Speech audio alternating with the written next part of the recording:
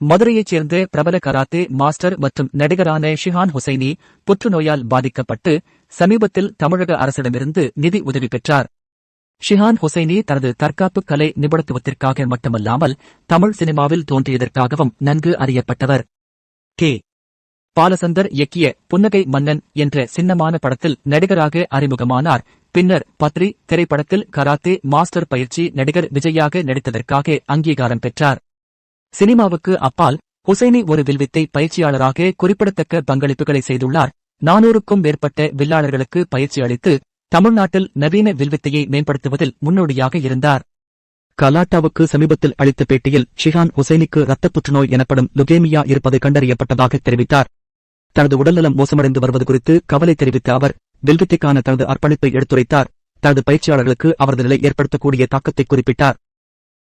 முன்னதாக ஹுசைனி நடிகர் விஜய் மற்றும் தெலுங்கு சூப்பர் ஸ்டார் பவன் கல்யாண் ஆகியோரிடம் தனது வில்வித்தை முயற்சிகளுக்கு ஆதரவை கோரி பொது வேண்டுகோள்களை விடுத்தார்.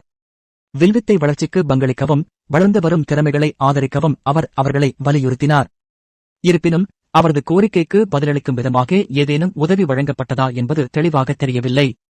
அவரது நிலைமையின் தீவிரத்தை புரிந்து கொண்ட ஷிஹான் ஹுசைனி தமிழக துணை முதல்வர் உதயநிதி ஸ்டாலினுக்கு ஒரு கடிதம் எழுதினார். அதில் அவரது உடல்நிலையை விவரித்து அவரது வில்வித்தை பயிற்சி முயற்சிகளின் முக்கியத்துவத்தை வலியுறுத்தினார். நியூஸ் 18 தமிழின்படி அவரது பரிதாப நிலையைக் கண்டு மனம் உடைந்த துணை முதல்வர் ஷிஹான் ஹுசைனியின் மருத்துவ சிகிச்சைக்கு நிதி உதவி வழங்குமாறு தமிழ்நாடு விளையாட்டு மேம்பாட்டு ஆணையத்திற்கு உத்தரவிட்டார். இந்த அறிவுறுத்தலின் பேரில் அவரது தற்போதைய மருத்துவ செலவுகளுக்கு உதவுவதற்காக ஆணையம் 5 லட்சம் ரூபாய் காசோலையை ஷிஹான் ஹுசைனிக்கு வழங்கியது. மூல DOI